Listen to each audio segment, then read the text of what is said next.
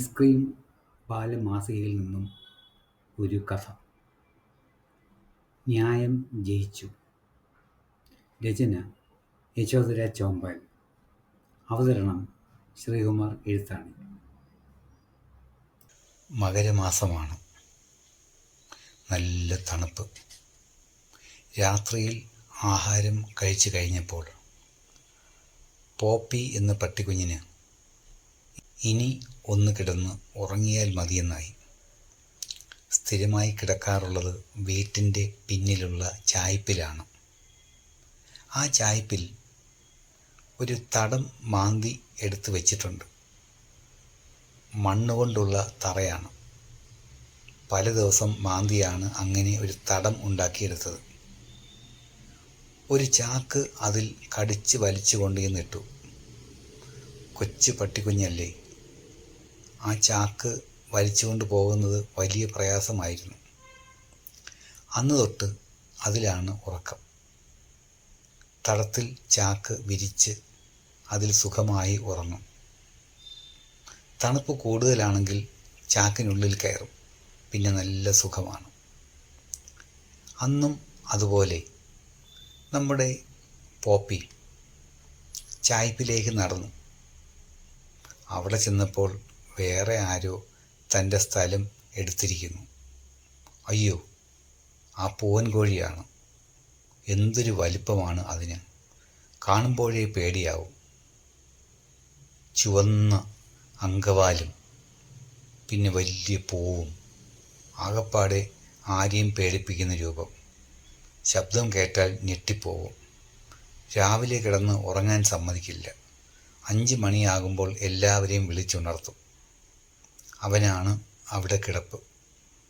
പറഞ്ഞാലും മാറുമെന്ന് തോന്നുന്നില്ല. എന്നാലും ഒന്ന് ചെന്ന് പറഞ്ഞു നോക്കാം. പോപ്പി പൂവൻ കോഴിയുടെ അടുത്തെത്തി. ഇത് ഞാൻ കിടക്കുന്ന സ്ഥലമാണല്ലോ. അപ്പോൾ പൂവൻ കോഴി പറഞ്ഞു, അതിന് നിന്നെ ഇവിടെ കണ്ടില്ലല്ലോ. കണ്ടില്ലെങ്കിലും സ്ഥിരമായി ഞാൻ കിടക്കുന്ന സ്ഥലമല്ലേ. അവിടെ കയറി കിടന്നാൽ ഞാൻ എന്തു ചെയ്യും? അപ്പോൾ പൂവൻ കോഴി ദേഷ്യത്തിൽ പറഞ്ഞു, അതെൻ്റെ വിഷയമല്ല, എനിക്കത് അറിയേണ്ട കാര്യമില്ല. എനിക്കിവിടെ കിടക്കണം. നീ എവിടെയെങ്കിലും പോയി കിടക്ക്. ഞാൻ അവിടെ കിടന്നോട്ടെ, നിനക്ക് വേറെയും സ്ഥലം അന്വേഷിക്കാമല്ലോ. ഓ, എനിക്കതൊന്നും വയ്യ. നീ വേറെ സ്ഥലം കണ്ടുപിടിക്കുക. പോപ്പി ആകെ വിഷമിച്ചു. വേറെ എവിടെ കിടന്നാലും തണുപ്പ് കൊള്ളും. ചെറിയ പട്ടിക്കുഞ്ഞാണ്. ദേഹത്ത് പൂടയൊന്നും അങ്ങനെ വളർന്നിട്ടില്ല. ചാക്ക് കിട്ടിയില്ലെങ്കിൽ തണുത്ത് വിറച്ച് ചത്തുപോയത് തന്നെ. കുറേ നേരം അവിടെ വിഷമിച്ച് നിന്നിട്ട് പോപ്പി വീടിൻ്റെ വരാന്തയിലേക്ക് പോയി. അവിടെയാണ് പോപ്പിയുടെ കൂട്ടുകാരൻ പൂച്ച, മാക്കൻ എന്ന പൂച്ച. അവന് പോപ്പിയെ വലിയ ഇഷ്ടമാണ്. എന്ത് കിട്ടിയാലും കുറച്ചെങ്കിലും പോപ്പിക്ക് കൊണ്ടുവന്ന് കൊടുക്കും. അവൻ മാക്കനോട് ചെന്ന് കാര്യം പറഞ്ഞു. കാര്യം കേട്ട ഉടനെ മാക്കൻ കൂടെ ഇറങ്ങി വന്നു. ചായ്പിലെത്തി പൂവൻ കോഴിയോട് പറഞ്ഞു, നിനക്ക് വേറെ എവിടെയെങ്കിലും പോയി കിടന്നുകൂടെ? എന്തൊക്കെ പറഞ്ഞിട്ടും പൂവൻ കോഴി വഴങ്ങിയില്ല. അപ്പോൾ മാക്കൻ പറഞ്ഞു, നോക്കൂ, നീ വലുതല്ലേ, നിനക്ക് ദേഹത്ത് എന്തുമാത്രം തോലുകൾ.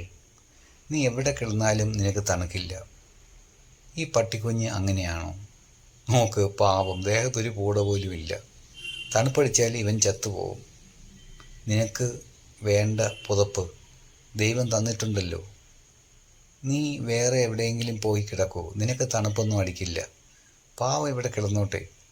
അവന് ആ ചാക്കില്ലാതെ ഉറങ്ങാൻ കഴിയില്ല. അതുകൊണ്ടല്ലേ പറയുന്നത്.